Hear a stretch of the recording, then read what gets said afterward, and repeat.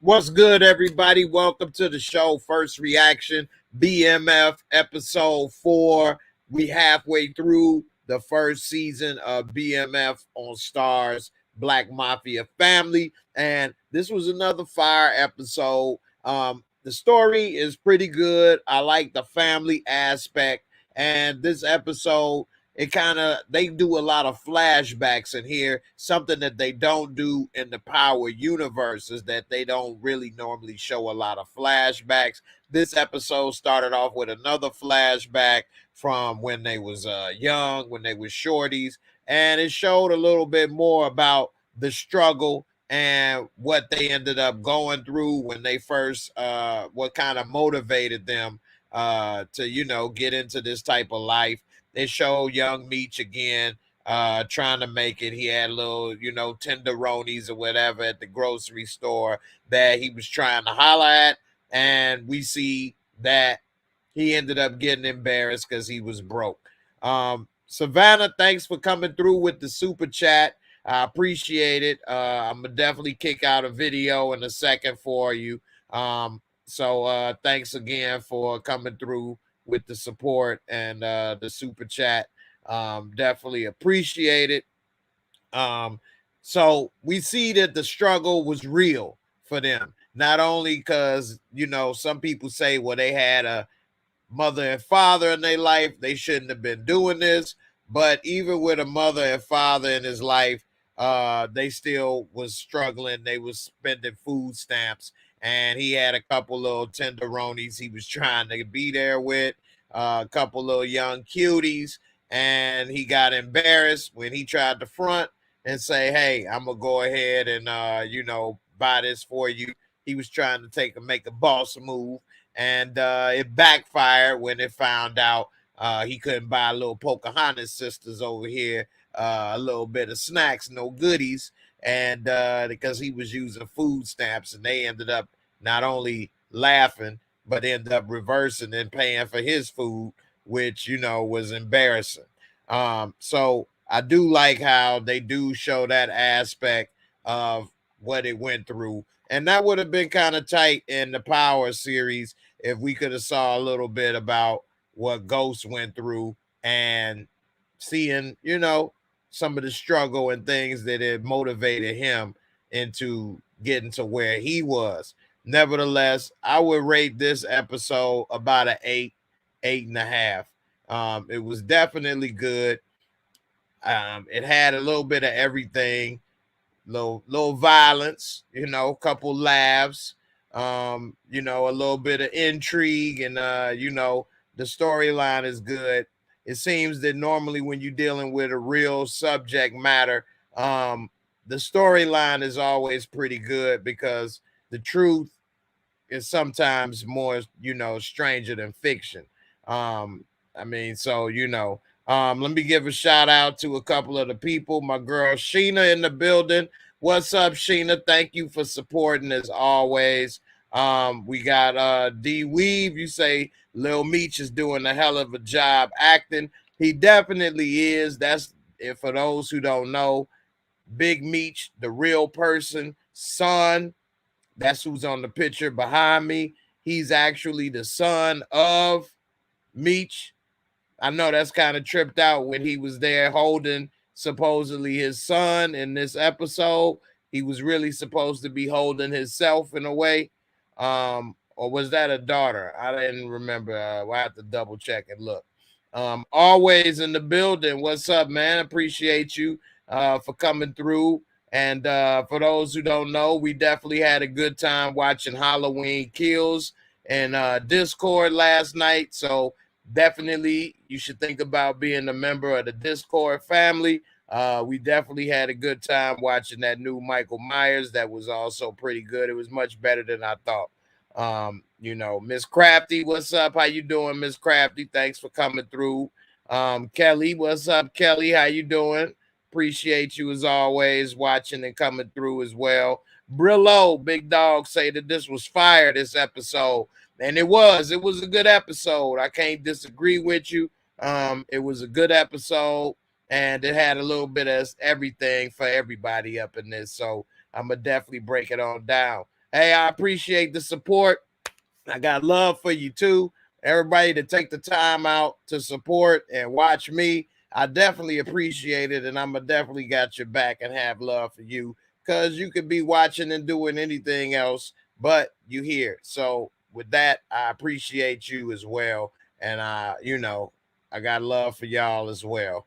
And them food stamps, I definitely remember them. I used to buy some from some people and stuff back in the day. It used to be, 50 cents on the dollar, and we would get those and rack up on stuff. But it was a little more embarrassing to use those if you had to, because it came in a little booklet and they were brown and not green like dollars. And it just felt a little different than how people use the EBT card nowadays. So I definitely remember those, and I did used to like them because I would be buying them for half price. I don't know, do people still pay half price for EBT card food stamps?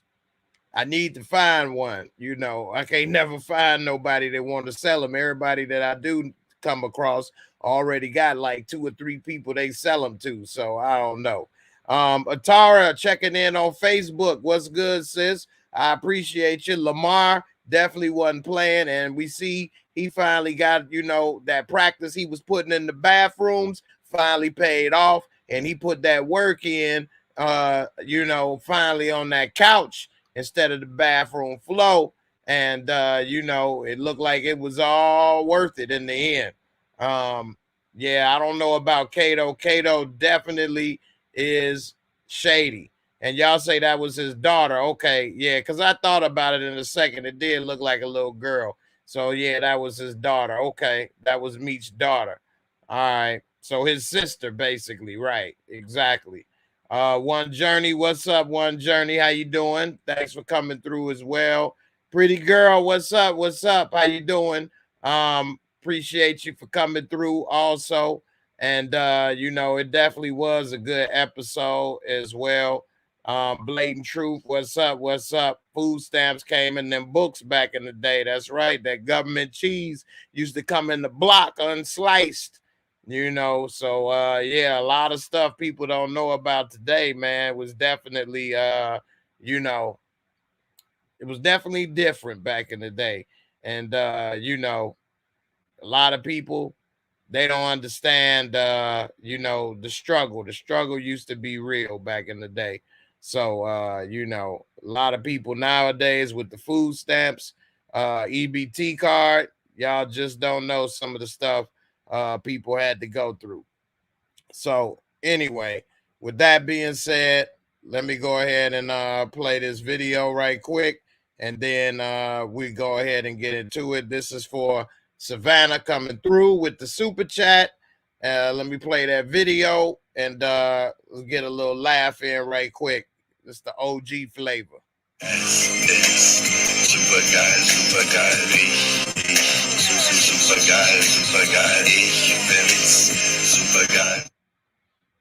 That's that OG right there.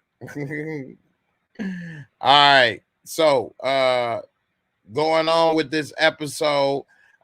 This episode, man, you get to see not only the struggle and what they had to do, but we also see that how Meech ended up meeting with Wood Harris character. And this dude right here was riding a BMX. And actually, this was a nice bike back in the day with the little foot pegs. I used to want those on mine, BMX. But man, BMX, for those who don't know, man, you couldn't cruise like a 10-speed, man. You had to keep pedaling or your ass slow down, man. So BMX will wear your ass down in the dirt bike. And he didn't even have a kickstand. He just had to lay it on the ground. So the struggle was real, though. I mean, he may have had pegs, but that's where the luxury stopped on this bike right here. He probably didn't even have brakes that work good. I see he got one on the handlebar, but it probably ain't work all the way. And, a lot of them BMX, you had to push the wheels backwards. You had to pedal backwards to stop it. That's how you slowed it down and kicked in the brakes. But I did ride mine all the way downtown one time, and I was tired as hell on the way back. But anyway, we see that Harris character came through and said, hey, man, look, man, don't be embarrassed about what you got to go through. Hey, here's some money in your pocket. I'm going to look out for you. And like he said, at that time period, that's who people looked up to. Other than he said his parents and his father was the dope man. The dope man had extra money in the hood, look out for people, and what he ended up doing was getting it started, putting him in that life. And so, that's why he kind of felt bad when he saw that he was smoking on that glass stick. And, it was heartbreaking because he felt like, damn, this dude helped bring me into this game, inspiration, and now, he one of the base heads that we serve. Back in the day, people looked down on the people that was smoking, and so he kind of felt bad that he became one. Now, old Waterhead over there tried to tell him everybody got a little vice, but he like, no, this ain't Vice City up in here, dude, and took it to a whole new level. But anyway, we saw that, back in the day, the dope man was like, a movie star. And a lot of people, especially back in some certain hoods, they didn't have many people to look up to. And so, when he break you off with a little bit of cheese, that was a big deal. You know what I'm saying? You didn't always have anybody that could give you some spare change. In his case, he was spending food stamps. So, have him come through with extra money to give and lace everybody good in the hood. That was a big deal. So, that shows a little bit of how he got into this game, because some people would say, why did he go ahead and do this? He had two hard-working parents, and he came from a household, this and that and the other. Well, it shows that even though he had that, it's embarrassing being broke sometimes, especially for a young man. Pride to get to you. And what ended up happening is his pride got the best of him. And what he ended up wanting to do was be like the dope man, have money, have flashy cars, have people respect and look up to him.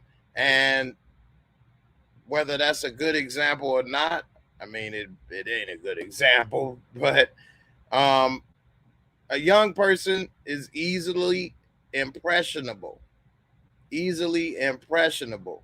so, you gotta make sure that you keep that in mind when people try to pass judgment on people hitting and using drugs. John Doe, thanks right there for reminding me. We got a few people up, about 40 some people watching. Please hit that like button. It definitely helps to help get the content recommended by the algorithm. I definitely appreciate all the support. Once we get to 50 likes, I'm going to play a video. We get to 100 likes, I'm going to play 2 videos, and I'm going to do a Cash App cash giveaway. So bang that like. You not only going to get a free video to watch that'll make you laugh for a moment or two, but once we get to 100 likes, you get a chance to get that money, little cheddar cheese up in here. I'm going to do you like Wood Harris and put something in your pocket. Not a lot, but a little something, a little more than lint. So definitely bang that like. I appreciate it. You say his dad is the only guy who gets mad when his bills are paid. I know that's right. And I know you being funny, but his pride is getting in the way in that regard. So Meech's pride got in the way of not having it, and Pop's pride got in the way of not having it because he didn't have to pay. He didn't have it so he could provide as a man, and so that hurt him. But either way it go, sometimes people pride gets the best of them. Sometimes people too proud to speak up and ask, talk to somebody first. Sometimes people too proud to say they need help. Sometimes people too proud to say thank you and be appreciative, but don't ever let your pride get in the way, especially in the way of good relationships or positive things in life. um, the way I came up, I always like to speak to somebody. I always lay it out there. I'm a straight shooter. I don't beat around the bush. People could be mad at me. I'm just like Dave Chappelle. I'm gonna say what need to be said. And at the end of the day, you only gonna really be mad at yourself, because I ain't doing nothing but hitting you with the truth. So you really mad at yourself or mad at the truth. But it ain't that I'm coming with something and I'm telling you something wrong. And a lot of times, people pride get in the way because they don't want to ask or say something because they're afraid of the answer. But you can't just have things you only want to hear yes all the time with no, and with lack of opportunities is sometimes how creativity is formed. So you got to make it the best of that way. And you're right, pride can't fill your empty stomach. That's true. But you know I'd rather have an empty stomach and not be about to get shot or go to jail. So, I can understand some people when they're young and they don't understand fully, but some people are grown and they pride get the best of them, which they should know better. And, it's unfortunate. So we see right there how it all started, and that, he was influenced by not having and seeing the dope man having a lot, and that influenced him and his brother to the point where it's time for them to make some moves and be their own man. So now we see this episode, they got a stash house now out in the suburbs off 8 Mile. And I ain't from Detroit, but 8 Mile, I have been there. 8 Mile is a long road. They do have like a 7 mile, 8 mile, 11 mile, all kind of stuff. I don't know if it go in that order, like 1, 2, 3, 4, 5, 11, or whatever. But they got a few mile roads or whatever. But 8 Mile Road is a long road that goes through the city, and so on this where they end up getting a stash house, they mentioned that 8 Mile Road. They're in the suburbs somewhere, and it looked like a pretty nice house, and they end up using this as the stash spot.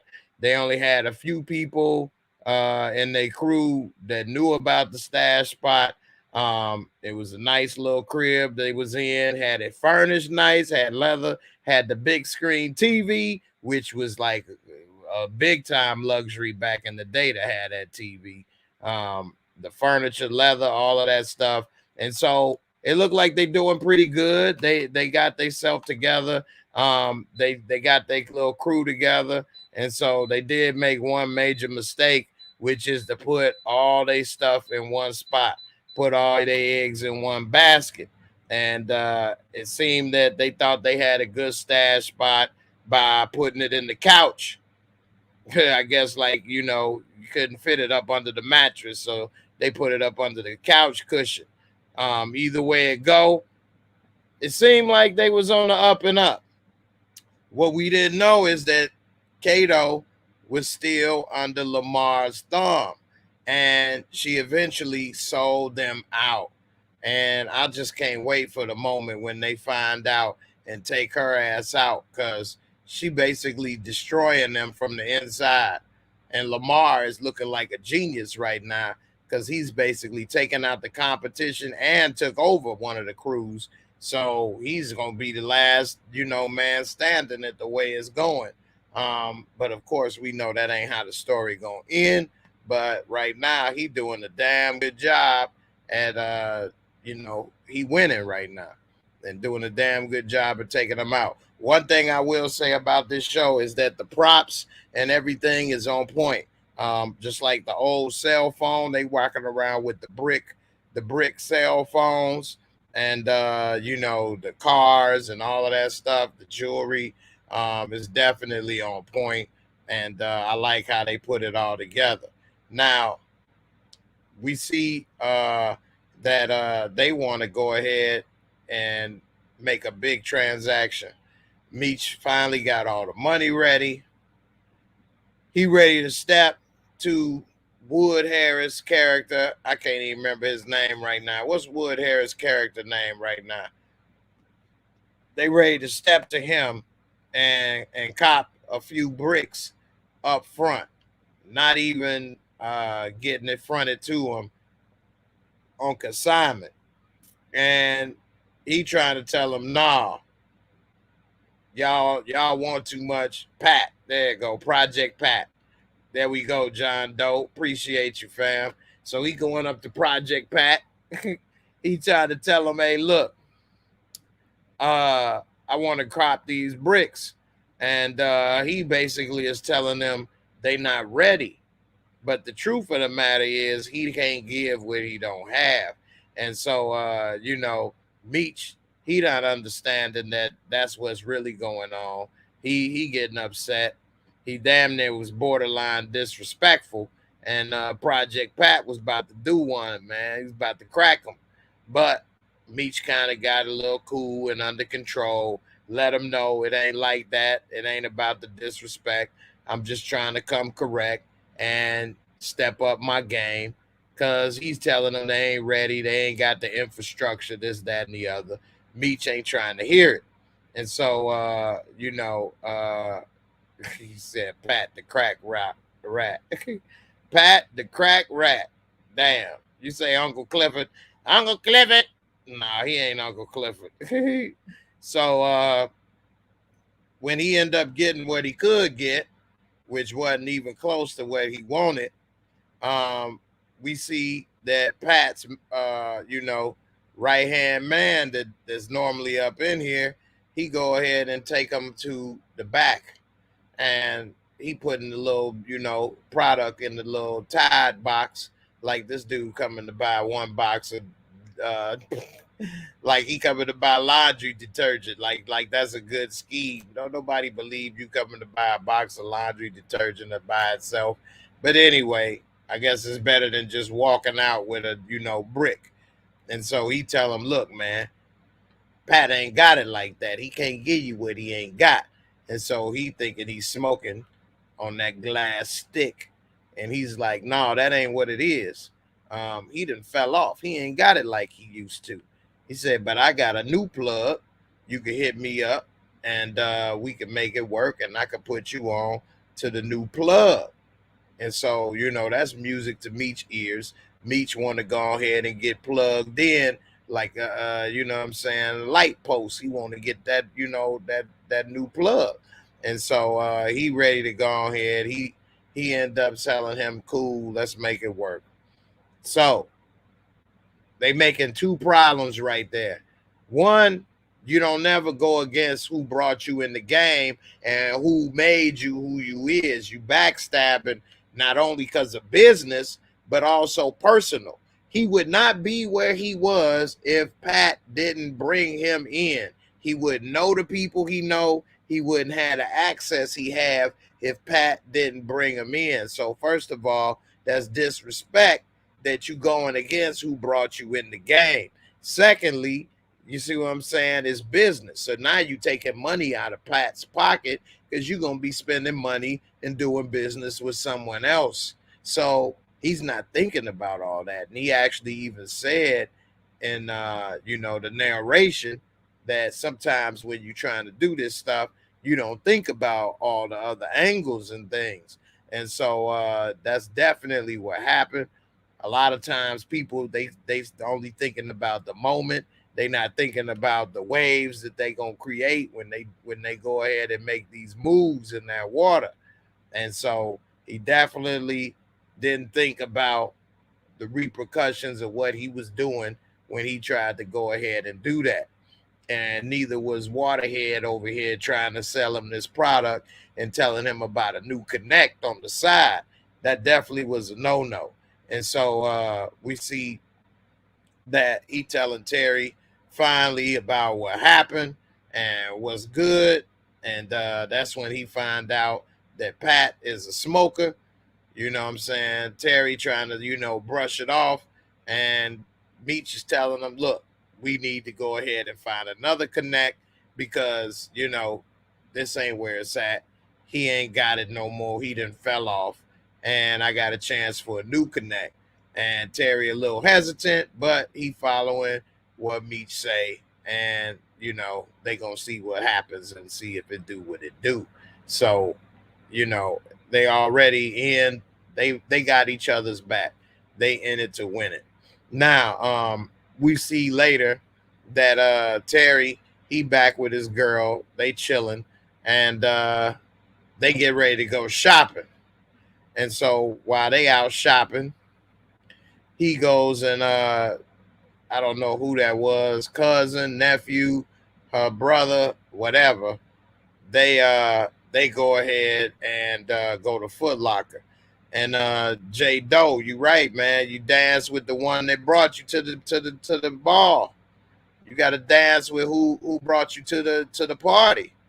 A lot of times, people, they get to the party, they wouldn't even have got an invitation to this party, but now they at the party, and then they forget who invited you, who helped you, and they too quick and made new friends and bounce. You know, so that happens a lot on all levels of life, man. And that's just shady business, man. Anyway, we see that once they get up in Foot Locker, one thing that we notice is that Savannah's crack is whack, crack is cheap. It ain't that cheap when you smoking as much as he probably is, but yeah, crack is whack, definitely. Um, but all that stuff is whack. Don't get me wrong. I ain't saying only use coke. I ain't messing around with none of it myself. I definitely wouldn't recommend it. But once they in Foot Locker, we see one other thing I noticed is that Meech and Terry don't walk around with no security with all these chains and ropes. They ain't got a gun on them all the time, and they roll solo, and they ain't paying attention. A lot of these people, they young. They not keeping. I know he got only one eye to keep open, but he need to try to get another eye to keep open his because he damn sure is slipping on his security and walking around with this little dude. They definitely ain't helping.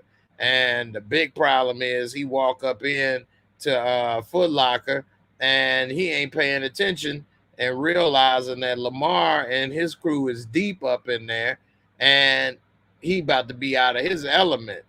And first thing happened is Lamar and the crew walk on up, confront him, and it was about to get ugly. They came up to him.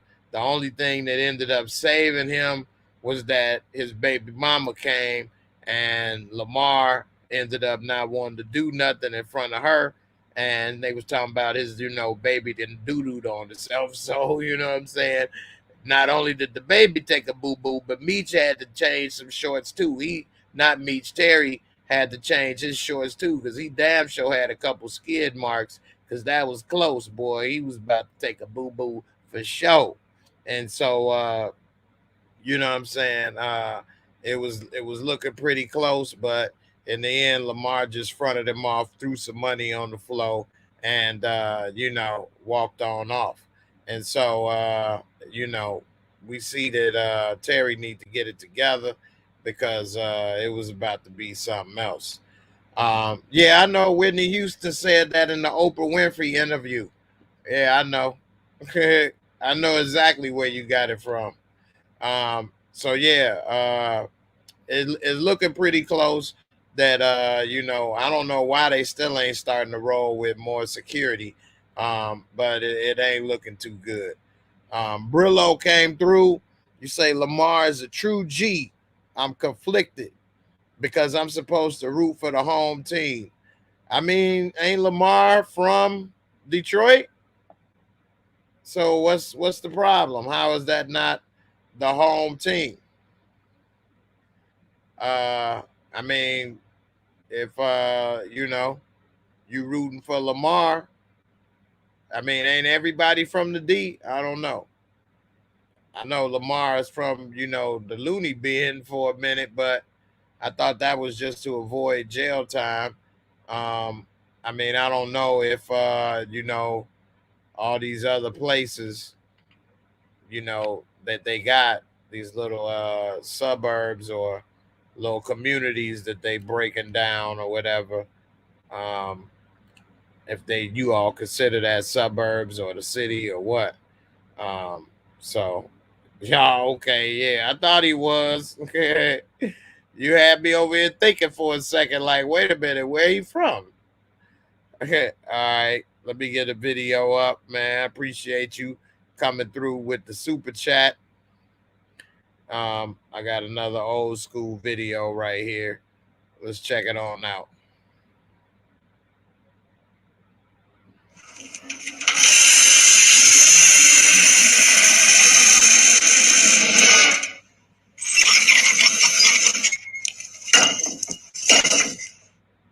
Had to let him know I still got that old man strength. You know what I'm saying? Don't come try me again. Look at that.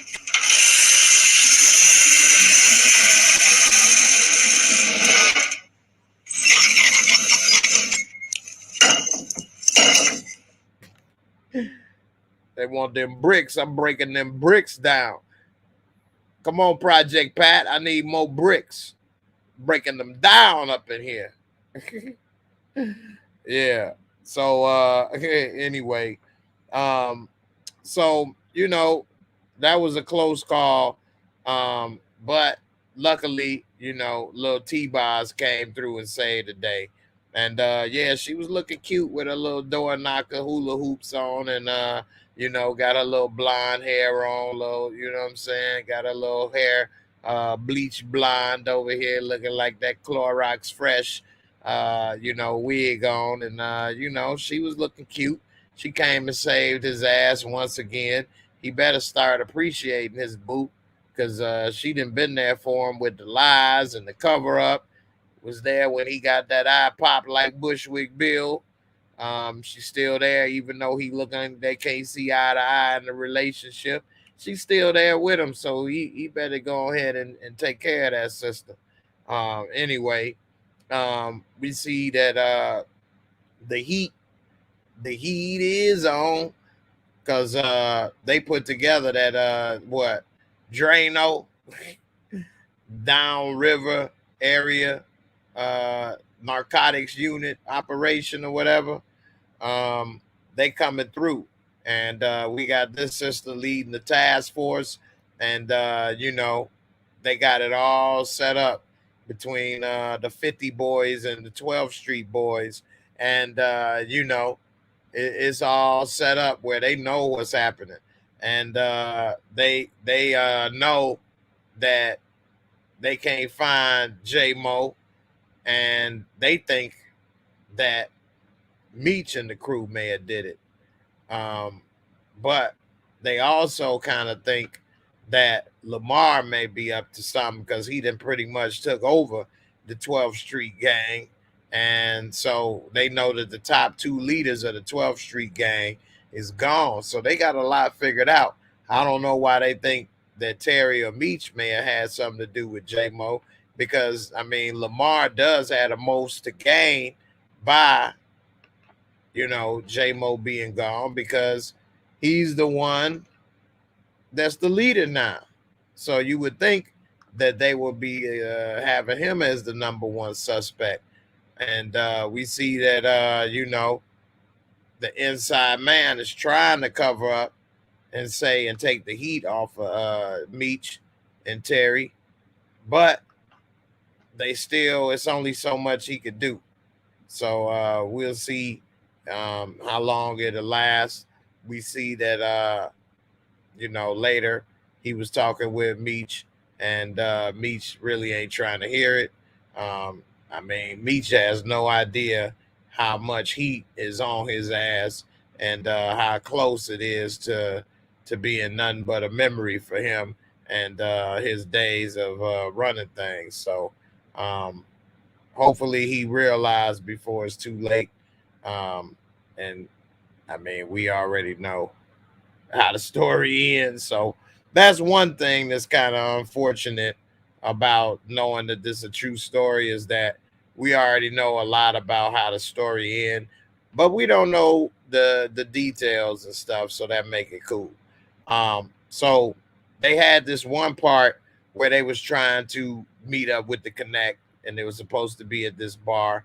They were supposed to meet up with Big L, but Big L ain't show up. What a surprise! That Meech was spending that bread. He was having a good time. He didn't met, a couple honeys up in there. He like, whatever, I'm gonna keep it moving. I ain't worried about it. And so Terry, he ready to go. He ain't there. He was there for business. He wasn't there for pleasure. And so next thing you know, he's in a conversation with this woman, and she was an older woman. She was talking to him, and he wasn't picking up on the vibes because he was a little pissed off, not realizing that she was actually there watching. She was there to peep game and see how you reacted as if you were on your own, so she could see the real you and not the front. And so he was there about business. He wasn't there about flashiness or chasing the girls. And that impressed her. That's an old school G move right there. A lot of people don't realize sometimes that people are watching when you think they're not. That's why you should always be on your best behavior. That's some old school right there. That's some stuff I was taught growing up. Always be on your best behavior, not because somebody watching or because you think somebody going to hear you. No, always do it. Always be on your P's and Q's. That way you ain't got to worry about nothing. And so Meech, he over there trying to get it in. He acting a fool, having a good time, not paying attention. And Terry about that business. And we see later that it paid off because we see that she ended up admiring how he operated, and she wasn't going to want to mess with Meech. And we know that's going to end up backfiring in their relationship because Meech is used to being the man in that relationship, in that partnership, and he used to running how things go. And pretty soon he gonna have to take orders from Terry because Terry is gonna be the one working with her, and she don't want to work with nobody else. So it's either you gonna work with Terry and her and get the connect and get this business and grow, or you out. You're gonna have to find another way. So you always mad, what I'm saying, handle your business. You never do stuff. Just like I told my son, you do the right thing because it's the right thing, not because you think I'm gonna catch you or you think that I'm gonna bust you, or the teacher is around. You do the right thing because it's the right thing to do. You treat people with respect. You talk and be upfront. That way you don't have to worry about nothing. So definitely, um that was a misstep for Meech, and we see that Terry ended up doing the right thing. Whether it was on purpose or not, it definitely going to benefit them. And so we see another thing that happened in this episode is that this girl Kato doing too damn much. I kind of liked her at first, little young cookie up in here from Empire. She horrible. She just sold out her whole crew. She could have just told them what was happening in the very first instance. They could have tried to protect her. They could have protected themselves, the organization. But no, she got so scared of this dude that she sold out everybody. Now he knows where the food truck is, the stash house, everything. And he had the audacity to pop up at the food truck talking about some damn, I want a stone burger. Blew up the spot. Blew up the spot. Telling people they got a secret menu as if they was In and Out Burger up in here. So now you got all kind of people talking about they want a stone burger. Look at her eyes, big as can be. She ready to get beamed up to Scotty with that burger. She like, ooh, it got secret sauce or what? I want one. And so what they should have did is just started selling their ass some regular burgers with some mayonnaise on it or something. Told them, here you go, man. Enjoy, mama. But instead, they didn't know what to do. They didn't understand, real quick how to think on their feet, and they ended up having to close down the shop on the food truck. When in all actuality, they should have just sold them regular burgers without that Ready Rock on it. You see what I'm saying? And they would have handled that right then and there. They'd have been like, "Oh, it's all right, but it ain't all that." And then they could have got back to regular business. But what they did is close up shop. Lamar did have his crew mob deep. You know what I'm saying? They was mob deep. They was the shook ones up in there. And they damn sure came through to shut down the competition. They say Lamar, came out of the crazy house or whatever, but it seemed like he the smartest one on the show. And I don't know what it is, but he's a genius. And they said that really he only went there so that he can get a lighter sentence. And it ended up paying out because once they closed down those homes, he got out real early. So it seems that he's a genius, and it definitely paid out. Now, another thing we saw is while that was happening, Meech and Terry was meeting up with Marvin Hagler over here, trying to get that new connect, and he wanted 20 up front, 20 G's up front, and he said he want to be a partner. He don't want to be getting a finder's fee. So they ended up going ahead and giving the little finder's fee. I mean, giving them the 20 G's rather, and they became partners. He said he gonna hit them up, and they got the connect going. So we'll see. Um, yeah, Marvin Hagler up in this piece, boy. He had more lines on his head than college ruled notebook paper, boy. And they should have known right there because it was written all over his face that something wasn't right. But they went on ahead to do the deal, and we see that it ended up backfiring basically for all of them because they went on ahead to meet up. And I'm not familiar with this spot that they met up, but I'm gonna put it up here. Maybe y'all Detroit peoples can say a little something about David Whitney Jr. residence. It's a historic site. They say there was a mansion once described as the American Palace, enjoying the distinction of being the most pretentious modern home in the state and one of the most elaborate houses in the West. So I don't know. You all know anything about him or about this spot? Is that the spot? Luxury now or what? Maybe y'all could, fill in a little of the blanks. We also see that they putting together the lawsuit for Terry's eye. They want an eye for an eye. And, a suit for a suit, lawsuit for a lawsuit, eye for an eye, and a suit for a suit. And,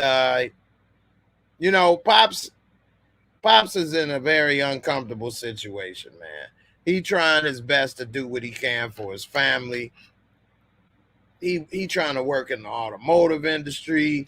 Normally that was a high paying or a very good job. For some reason, he could barely keep food on the table. They got food stamps as kids.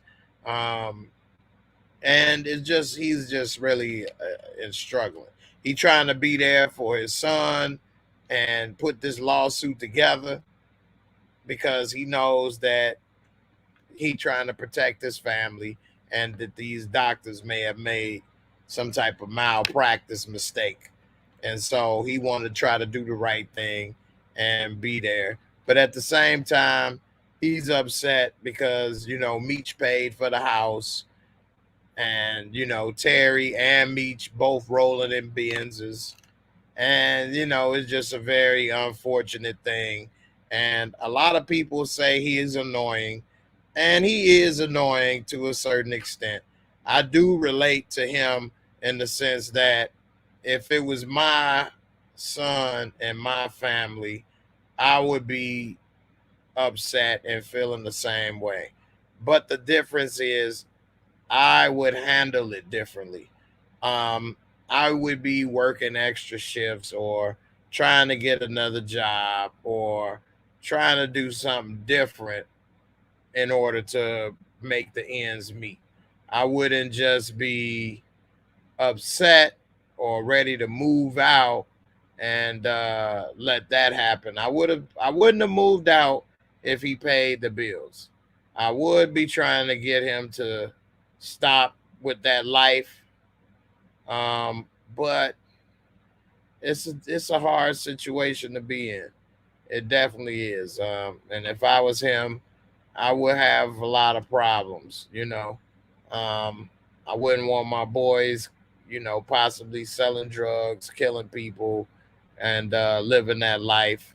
Damn sure wouldn't want them to end up in jail. And, you know, it's just a lot that they got to go through. So, you know, he got a lot to deal with. I feel bad for Pops. But anyway, we see a lot of people make jokes. He the only black man to get upset that his bills is paid. That's funny. Uh, I wouldn't want that to happen that way, but I wouldn't be as upset as he is. Barika, you say the Whitney is a very upscale restaurant on Woodward. A slice of cheesecake in the late 80s was $10. Damn. That is high. That is upscale. I love me some cheesecake, boy. Damn, $10. A nice slice of cheesecake today at a nice restaurant ain't $10. Birds Nation coming through as well with the super chat. What's up, fam? I appreciate you. You say, I think his wife was giving all that money to pass the shifty. You know what? I think you right. She does look up to little Pastor Snoop Dogg, aka Pastor Cavassier, baby. Pass that Cavassier. Let me get a little more of that drink. That go. Yeah. Can I get a amen? But yeah, he definitely is. She definitely a little too friendly with Pastor Cavassier, and I don't know, man. They definitely should have some more money in there than what they got. And so hope it all work out. Um, so you know, let me give a shout out right quick to my girl Sally Ann as well as Ill Woods, and I don't know what's up with John Doe, but it's saying you got a couple things going on. I think you said so. Hey everybody, they all part of the family, and anybody else, I'm gonna start doing a little shout out prayer list for some of my family members of this channel. um you know, we all need a shoulder to lean on every now and then. I ain't gotta put all your business out there. Savannah as well, I know you say you've had some, you know, health issues and things, so you know, definitely want to give a special shout out to all of you all. Definitely keep them in your thoughts and prayers. I know people don't pray as much as they used to, as much as they should, but you know, if you still do put out some prayers, definitely put out some prayers for them and help them, you know, through these tough times. Because, you know, we all got some things to go through, and some people come here to get a laugh or two, to not think about, you know, some of the struggles that they're going through for the moment. And I appreciate y'all come here for that, and I definitely want to be able to, you know, be a little, you know, friend and time to lean on, help you think about some other things for a moment or two. Because you know, every little bit help. I know it's things that I watch and things that I do to not think about some of the things I got going on. So I definitely understand. Um, and you know, hey man, we all here come together, watch many videos together, talk about many shows together, and you know, I don't want nothing to happen to anybody. Want to keep all the people together, especially my people in Discord.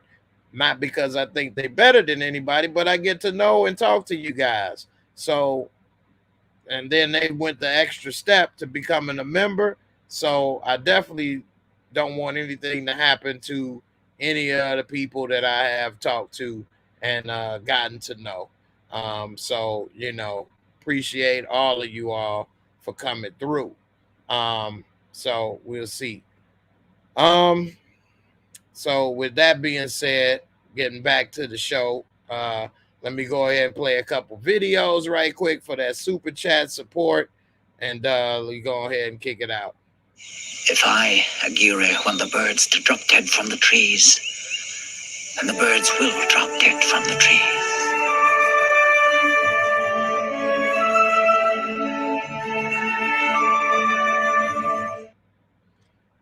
I had to come through with them extra teethers. And here go another one for y'all right here. Boldly go where no man has gone before, other than Caitlyn Jenner. See, in our century, we've learned not to fear words. You advise them that the captain's life is at stake. Woo! Boldly go when no man has gone before. Yeah, man. So anyway, back to it. Let's see. You say, so is Lawrence gone forever or one to argue nice with? I don't know. Some people they can only do certain things. So I don't know. It's all good. We be all right. Ill Woods, no problem. It's all good, fam. Everybody, everybody need a, friend out there in this world. So glad to be able to help when I can, man. It's all good, fam. All right, so back onto the show for a second. This lawyer right here, I don't know, man. What's up with her? She said she gonna fight for him, try to get him that bread. So we'll see how it all turns out in the end. But I think that see, I already heard a little bit about what does happen, so I ain't gonna spoil it. But I do think that she gonna try her best and make something happen. So we'll see, because you never know if they keep the story 100% accurate or if they change it up. So if they, whichever one they do, it'll be interesting to see which way they go with it.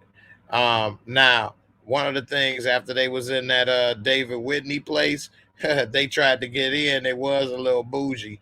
Dude ain't want to let him in. Moochie like, man, I'm a member. 100 is my membership, basically a C note. And he like, man, that ain't gonna get it. And so they went on ahead anyway and had a seat. And dude was like, look at the ninjas. So, it is seem like a little bougie, high class place. And they damn sure didn't want no two young boys in there with big gold chains dangling around or whatever the case. But anyway, while they were sitting there, because when Meech went to the bar, they wasn't trying to give him a drink, which, man, you only like 15, 16. You ain't even old enough to drink. No way. They ain't even got no hair on their face. They ain't even got a beard. But while they were sitting there, somebody did come and bring him a drink. And when he looked at the drink, it said meet him out back. So as soon as they came out back to meet up with the Connect, it was a damn surprise up in this piece. And they came out there with two people, had them at gunpoint, put them in the back of a van with no windows, panel van, and had took them out. And so they didn't know what was going to happen. They probably thought that they was about to get killed, which we later see they were pretty close. They were pretty close to losing their life right there. And so, what happened was, and this scene was real raw, real gritty. What happened was they ended up taking them to the little cemetery. And so once they got to the cemetery, they didn't know what to expect. They saw two shovels. They saw Project Pat on there. And they thinking, damn, he about to make us dig our own grave and then take us out. And so, that was about to be dirty. Thank you, Rashonda, my girl. That's my sis right there. She been rocking with this channel for years, and I appreciate it.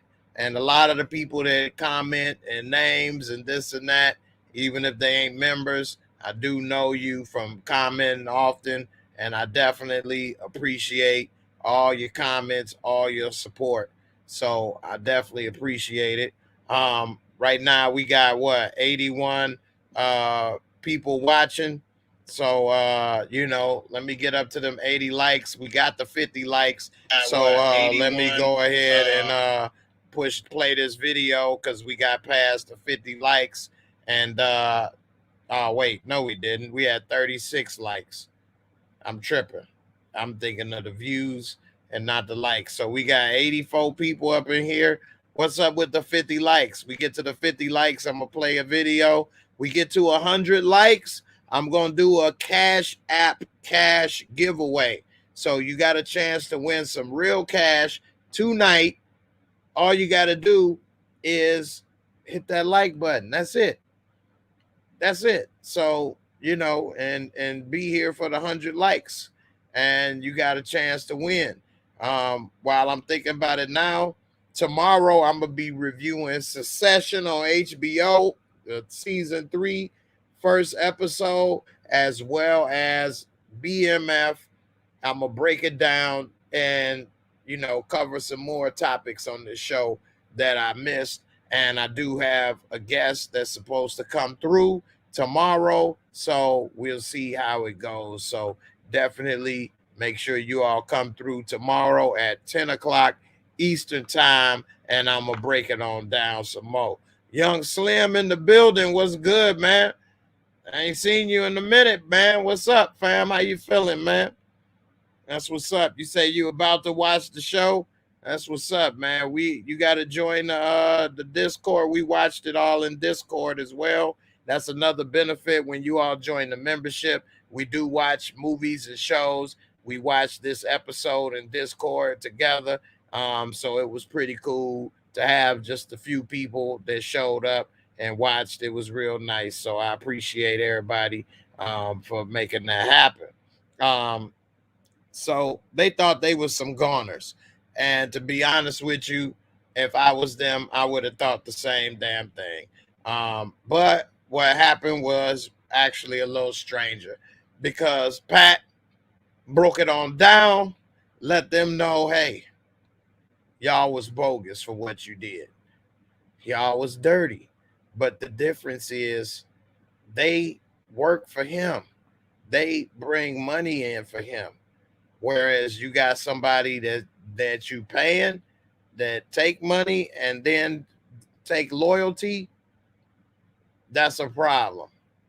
And so what he ended up doing was act like he was about to hit them with the shovel, but instead he ended up cracking dude upside the head. Marvin Hagler then took a lot of blows in his life, but he ain't never took a direct hit from the shovel without seeing it coming. And he laid Marvin Hagler out real nice and clean. He knocked that shine off his head. He knocked that shine off his head with ease. And dude was down for the count. And you would think, all right, he down for the count. Shoot him, take him out, bury him, whatever the case. But it ended up, what happened was he went brutal destruction on this dude's head. I mean, he damn near probably decapitated this dude with this shovel. I mean, that was just very traumatic. And we saw later in the episode, it's something that Terry will never forget. Never forget how he basically chopped this dude up like, gyro meat. He straight chopped him up like gyro meat with the damn shovel, bust his head open to the white meat. You know what I'm saying? That little tequeezy sauce came up out of him for the gyro meat. And then he told them to go ahead and bury him and, throw out the garbage. And, dude head, whoo, he left him laid out, man, like the headless horseman up in here. And that right there was a real deep scene right there. And we later saw that it's affecting Terry. I guess Meech is more used to some of this brutality, or it affects him a little differently than Terry, because Terry was definitely traumatized at that baby shower, at the christening.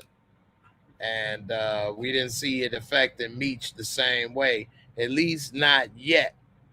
It might later, but at least not yet.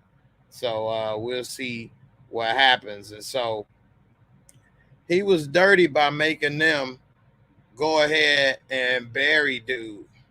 I think that might have been, one of the things that really got to him. This dude looked like he got on a mask. So what do y'all think? Put a 1 in the comments if y'all think that the burial is what got them, a little more traumatized for Terry, or was it the actual beatdown? Because it might be the actual. It probably is both. Don't get me wrong, but I'm sure it's the actual picking them up, putting them in there, and all of that. Probably got to him a little more because he had to get hands on with it. And, I think they really afraid of Project Pat. And it seems that they thought maybe they might be stuck for a minute. But we saw, of course, later that Big L came through for them. And we see that, it's going to be a new connect that they're going to go ahead and mess with. And I think that they're going to have to find some way to get Project Pat out the way, because he ain't going to want that money gone. He already done fell off. It's already, a struggle for him. He on that glass stick. And it definitely ain't going to be pretty for him once he loses his top earners. So we'll see how it all plays out for him and for them. I think what they're going to end up having to do is take him out. So we'll see what happens, man. What do you all think? Do you all think they're going to have to take out Project Pat eventually? Put a 1P if you think they're going to have to take out Pat, and put a 2P if you think that they ain't going to have to take him out. I think that is going to be something that's going to have to be done eventually, or else he going to come for their ass. And it's only going to be a matter of time before they going to have to. That's my opinion. The only way they're going to be able to operate smooth is with him gone. And then Terry, I think, really got the fear in his heart now of Project Pat, boy. He saw him get that shovel like he worked for the Teamsters, boy. And, Project Pat ain't playing with him, boy. So we'll see what happens with that. You know what I'm saying? You say both.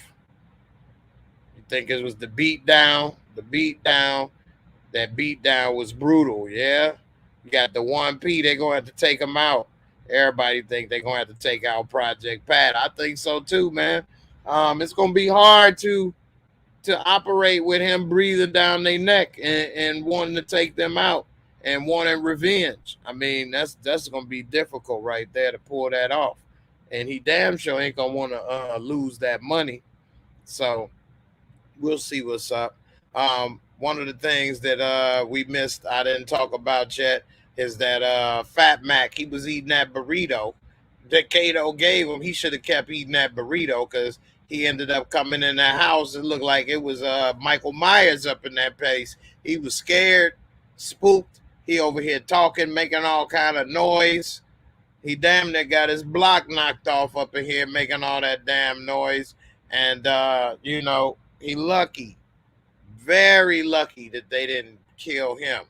And we saw, because when I was watching it, as soon as he was talking about they about to rob the stash spot, me and Miss Crafty was like, "Oh, he about to die," and it came real close, boy. I don't know what kind of walls they got in this place, but this masked Avenger over here, he didn't decide to shoot through the walls, or maybe it didn't go through the walls, so they was missing each other. But he did clip him in the heel. He got him in that Achilles, popped that Achilles like Kobe up in this piece, unfortunately. And it was about to be a wrap. I think he was about to get him, but yeah, he was being too damn loud. Oh man, what the hell? You didn't even check the house to see if it was still somebody in there, fool. That's rule number one. Check the house. He up in here running through the house like it was Medea. Boo part two. He up in here like it was Boo part two up in here. Like, dude, what the hell is your ass doing making all that noise?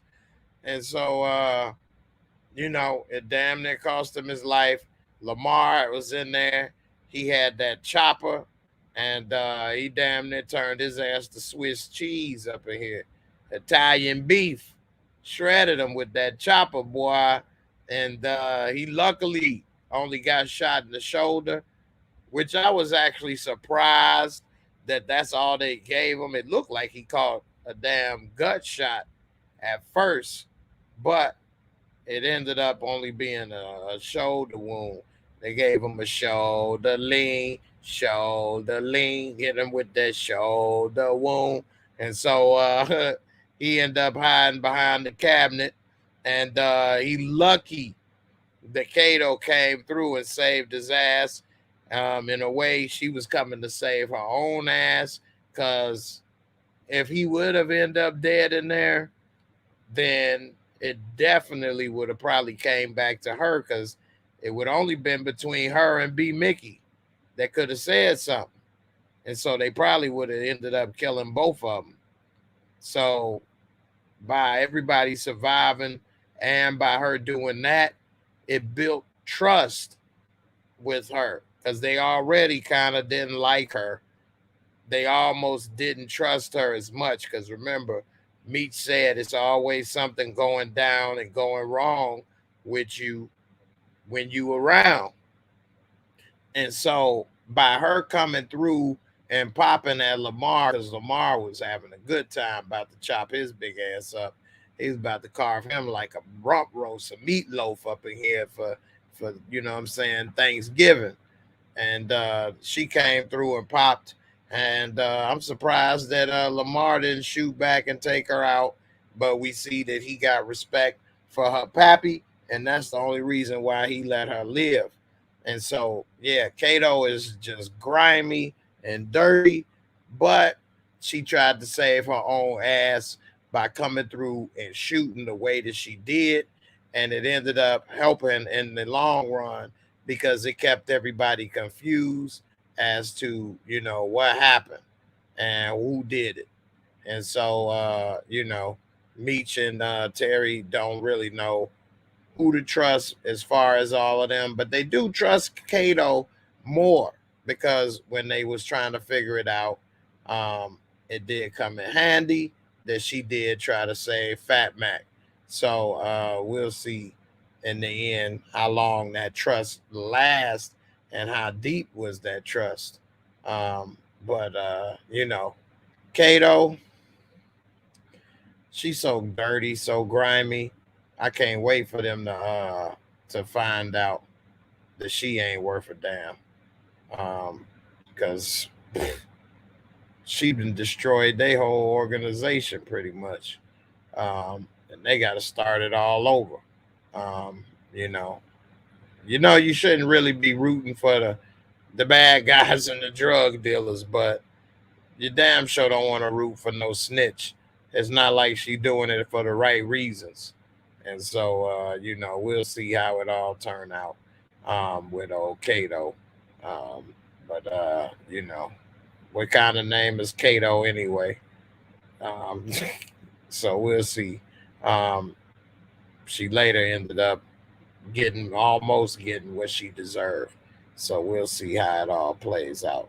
Um, Let me take a little bit of water right quick.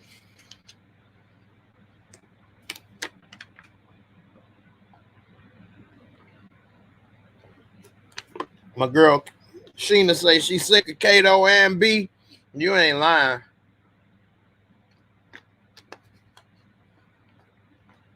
She talked too damn much.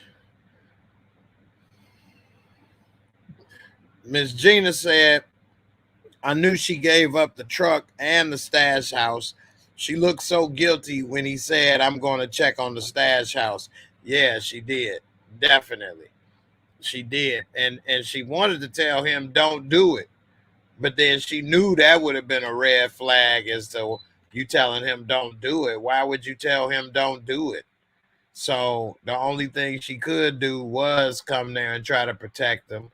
Plus, they work together, they friends, and you about to let your friend go get killed and walk into a trap. Like, you so grimy. So, she definitely, I hope, gets found out. It's kind of messed up. They made the only woman in the crew the weak point and the snitch, and she a little cutie. But hey, man, it happens. So that's just messed up. But we'll see how it all play out in the end. I think she should have told them what Lamar was doing, but anyway, it's too late now. She done gave up too much information to start telling them about Lamar now, and she damn near got them turning on each other, because we could see when they was talking, Meech was pissed at Mickey Mouse, because he said, man, I've been paging you, been calling you, you ain't been returning the calls. What's up? He talking about his mom's was in the hospital and he ain't got time and trying to focus on this and that. Your ass better return my damn calls. This your job. This ain't no bill collector. You better do what you supposed to do. I ain't calling you up just to see how you doing and play Sega Genesis up in this piece. We need to do something better than that.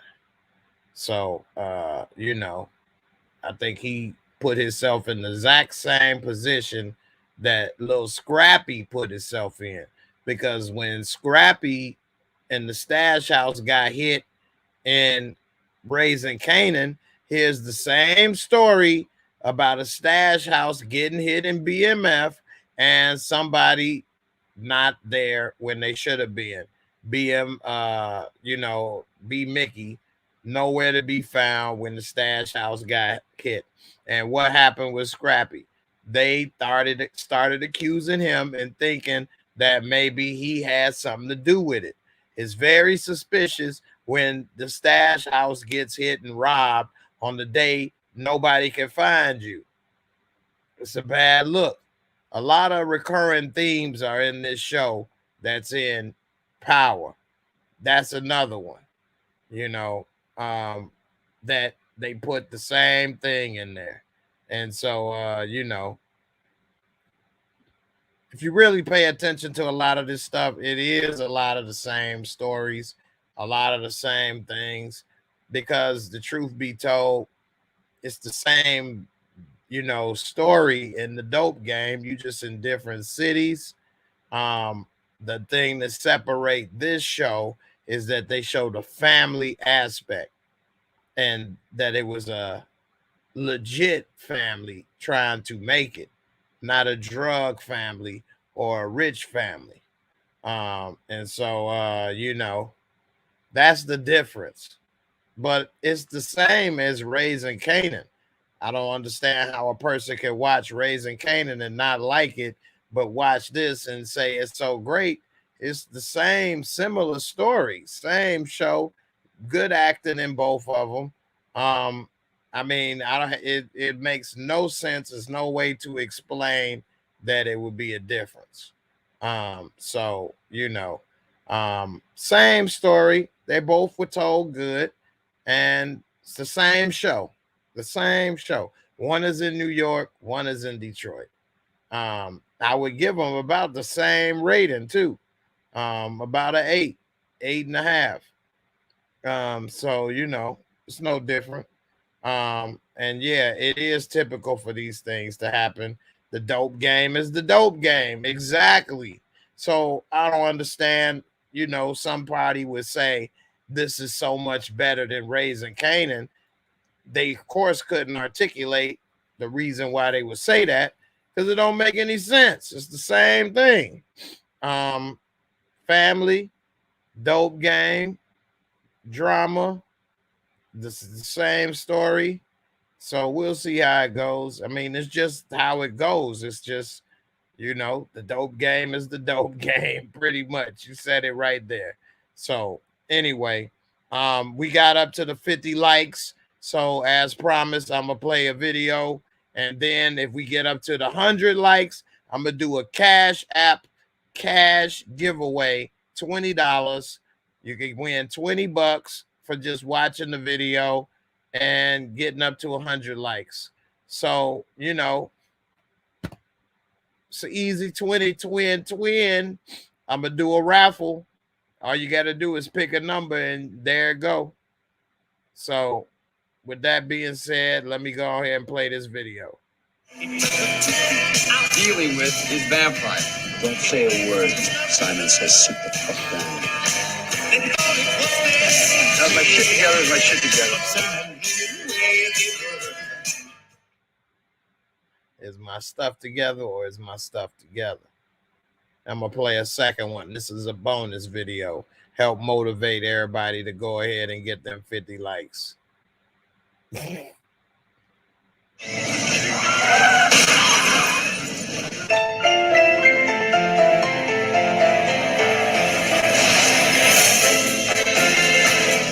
don't want to go to a hospital here. You didn't think you. No, you didn't.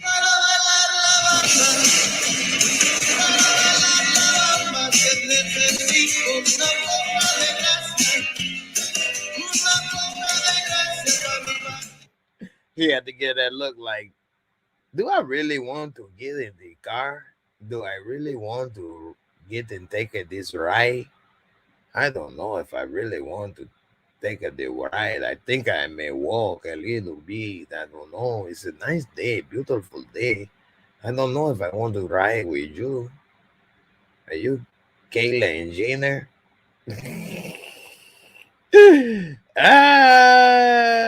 Okay. I was making people crash, boy. It was like, what the hell was that?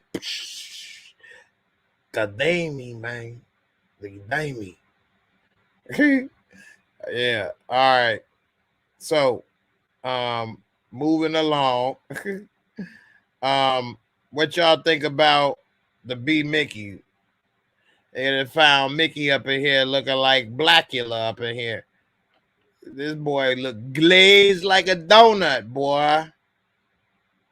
Woo! B Mickey. I'm surprised his skin wasn't falling off yet, but it ain't been that long. But they done found him soaking up here in the bottom of the water. Don't drink that water in D, boy. No wonder that water was making people sick in Flint. You got little B Mickeys up in there rolling around, sinking and stanking. This dude, boy, oh, frosty. You got little ice cubes on him. He didn't kind of got froze. He looked like he got preserved, like he was the damn missing link up in this piece. You know what I mean? So with B Mickey dead, put a 1 in there if you think that they're going to somehow be able to link that to Meech. Or put a 2 if you think not. I'm going to say it's a 2. I don't think they can link that to Meech. And as I keep saying B Mickey, you right. That's J Mo. Don't call him J Mo. That's a bad name to call him, man. I ain't going out like that. I don't go out like that. You're right. J-Mo. I don't know why I keep saying B Mickey. It's so late, it's early. We up here rocking at 3 a.m. right now, live. So I appreciate everybody here and for watching. All the subscribers, don't forget to subscribe. If you're new to the channel, don't forget to hit that like. We have 54 likes right now. Come on, man. We can get to that 100. I want to give away the 20. Let's go. You know, that's a little extra something on DoorDash. Or you can get you a little bag of, you know, dro. Get you what? One bliggity, two bliggities, depending on where you go. But I don't think they can link that to them. I'm definitely gonna put a 2 in that column because it really doesn't make sense. Only you know what I'm saying, you know, the cop knows that he dropped Mickey off to Meech. And there's no way to link that. Now, if somebody else knows that he picked up Mickey and took him to Meech, then that's different. You know, but as far as we know, only the cop and Meech knows. And so it doesn't even make sense to think that Meech and the crew killed Mickey because Lamar has moved in and both of the heads of the 12th Street boys are gone. So it only makes sense that Lamar had something to do with it, and the cops should be all over Lamar and questioning him about Mickey. I mean, I keep calling him Mickey. J-Mo, then, you know, because I guess maybe subconsciously, since Mickey the one that shot him, I keep saying that. I don't know. But it only makes sense that the cops should be questioning Lamar and that crew about it, since they didn't pretty much assume the role. He got the most to gain, and they took him out. So anyway,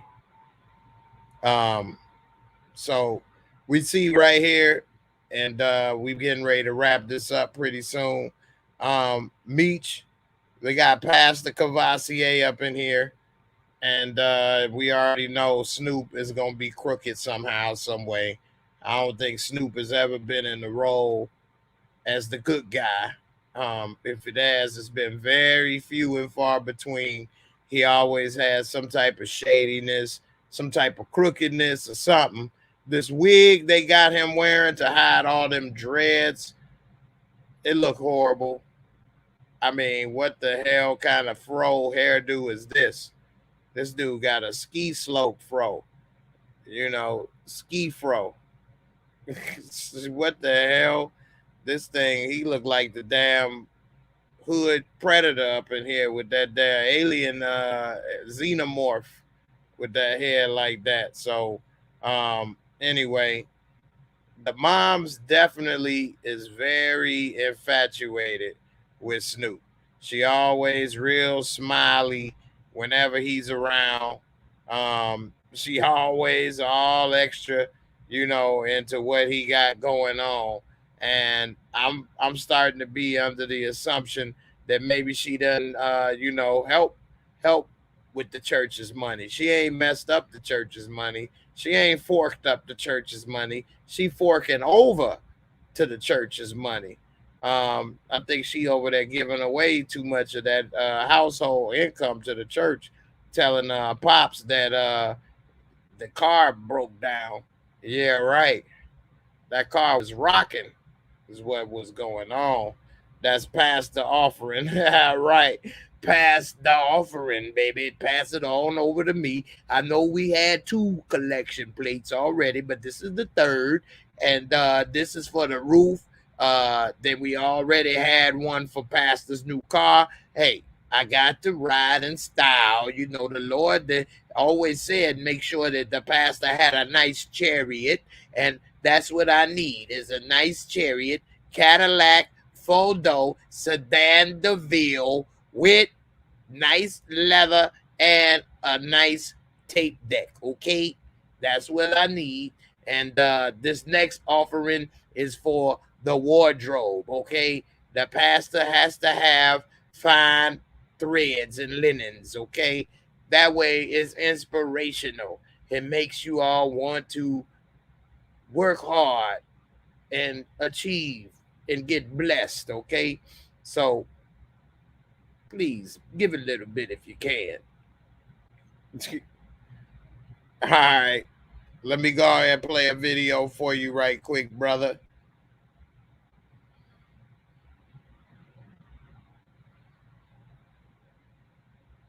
Appreciate you for the super chat, fam.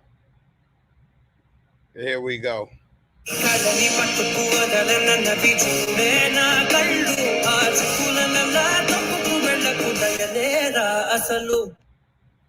Haselu.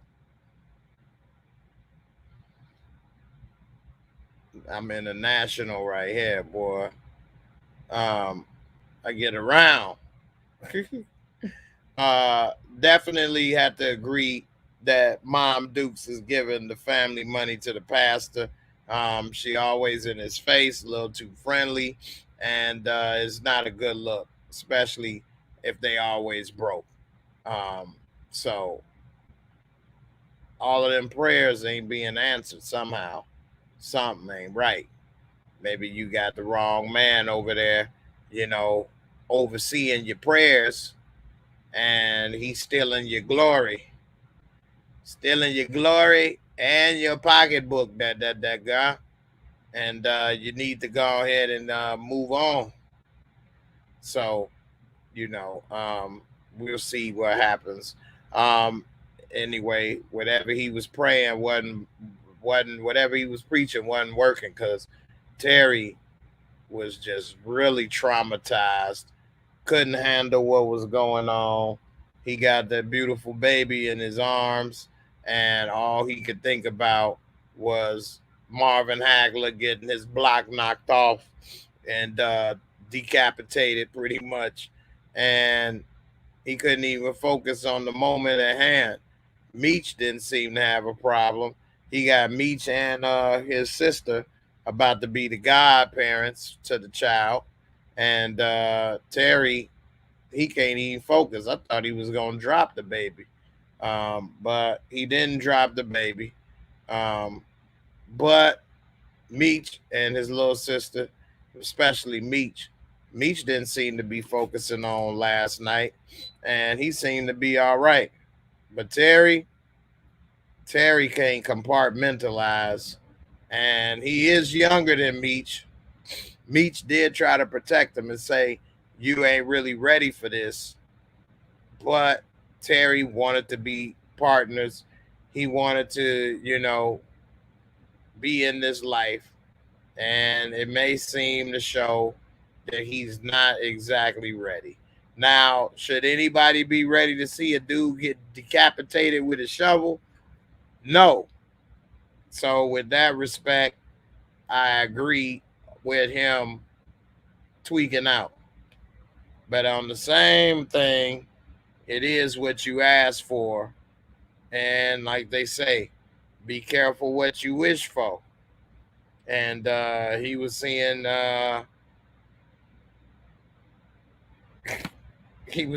what may happen with his little baby over here. And it was unfortunate that what he was seeing was that little baby may end up in the grave somewhere. And maybe that should have been a real warning sign that he need to get out the game. Because you got a kid, you got shot in the face, you over here seeing dudes get decapitated. Maybe it's time for you to move and get out of this life. Maybe it's time for you to realize that this ain't for you. You're already a very intelligent dude in school, getting good grades.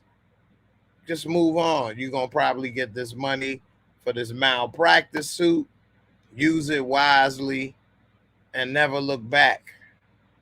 You already have a nice Mercedes. You good. But truth of the matter is, we already know that ain't enough. And that's not what's going to happen. And, it's definitely unfortunate for him that he kept going, even though he had all these warning signs telling him to stop.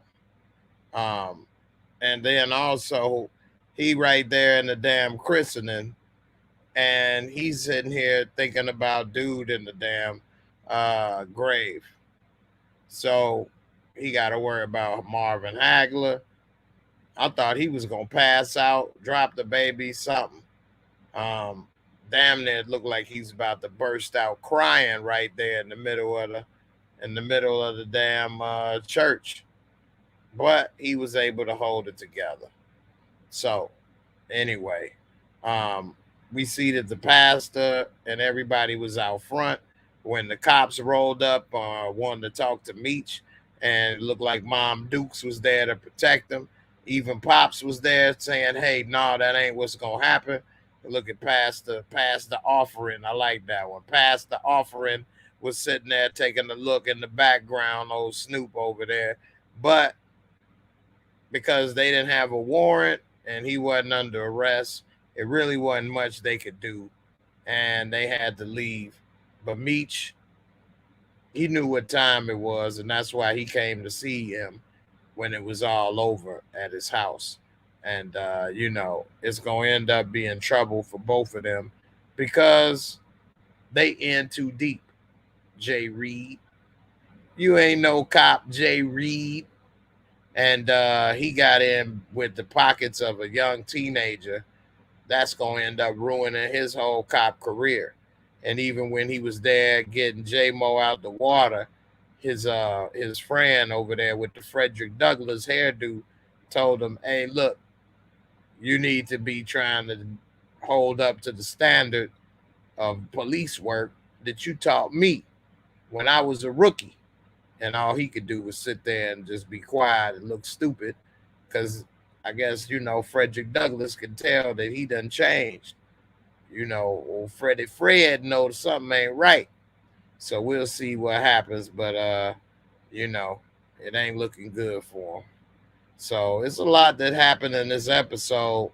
It was a lot of, dialogue, a lot of different things, a lot of stuff that went on. And I'm going to leave it at that for tonight.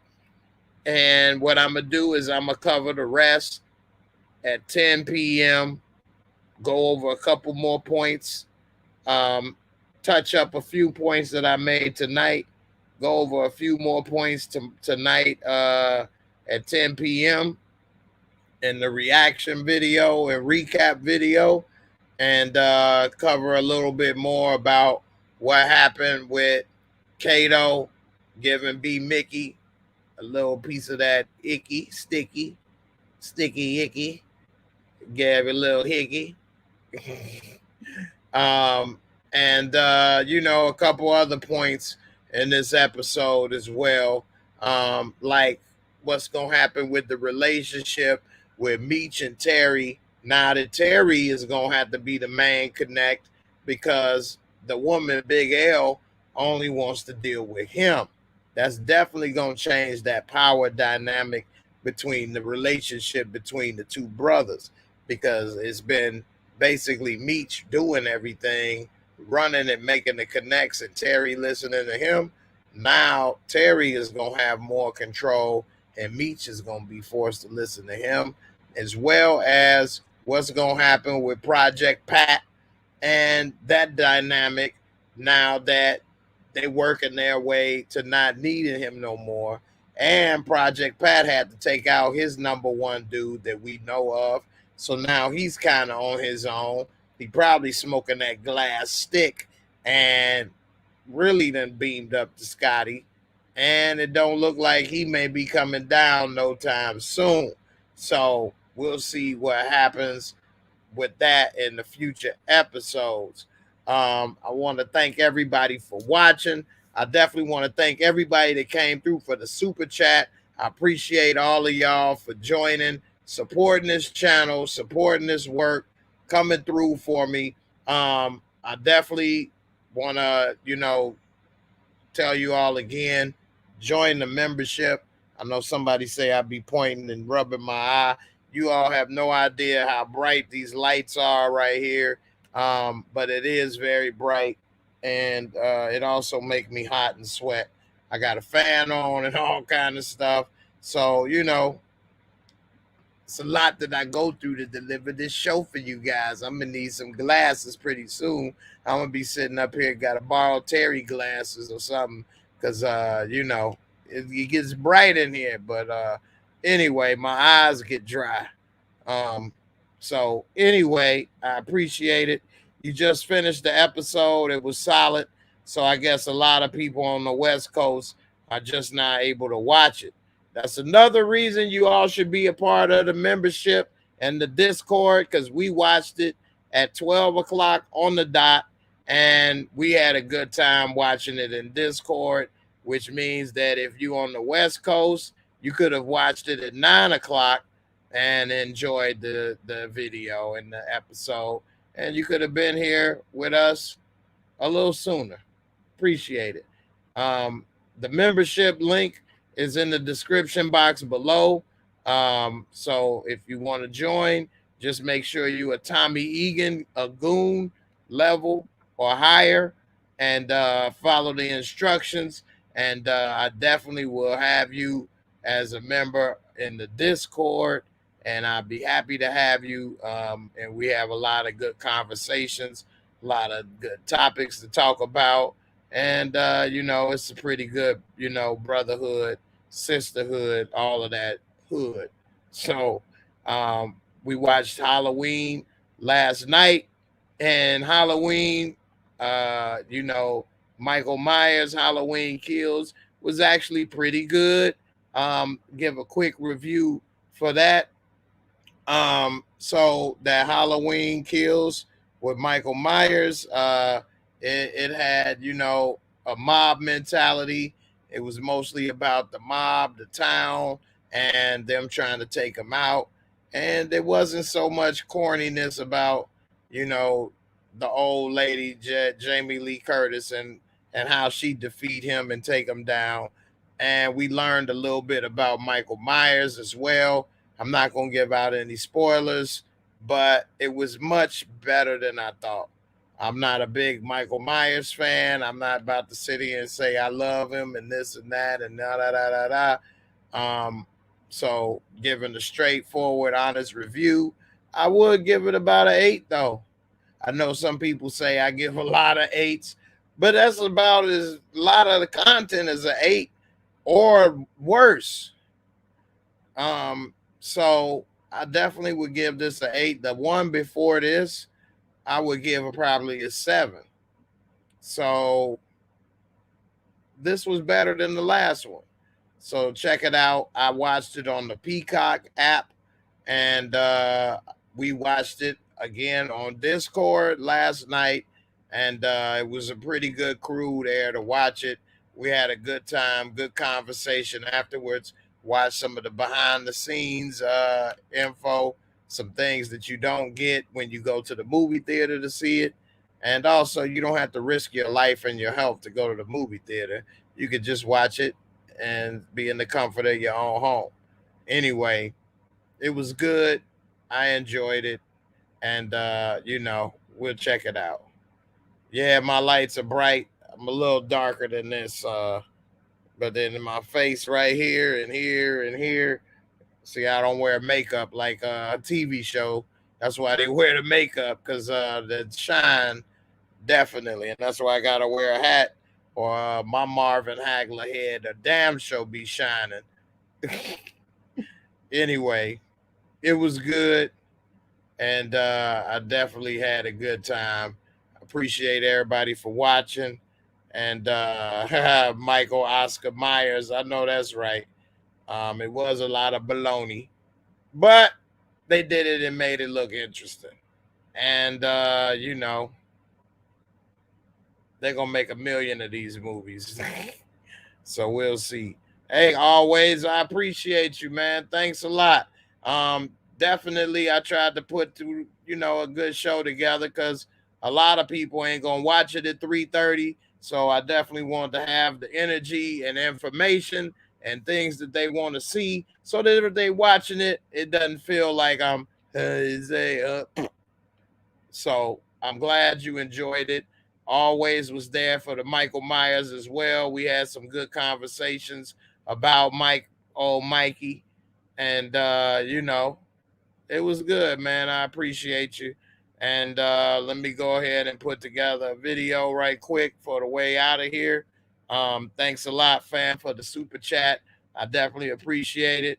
And here's one for the road. So let's go ahead. What y'all know about the hustler, Larry Flint, baby?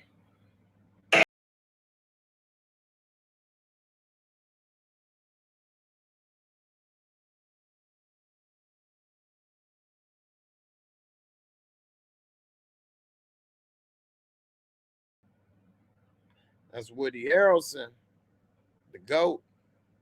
Gangs in New York. That's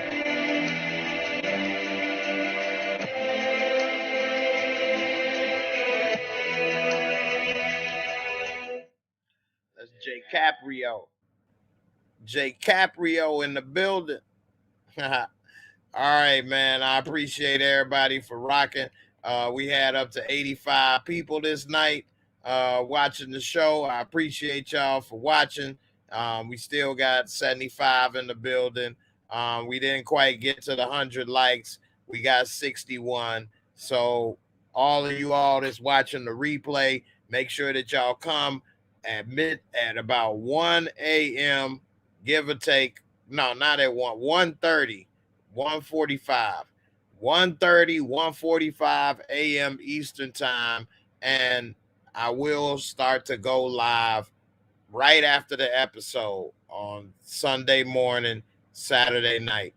So be here, be ready to watch, hit that like, and you can win that 20 twin. All right. Appreciate everybody for watching. Thanks for all the super chat. It definitely helps to keep this operation going. And I'll see y'all tonight.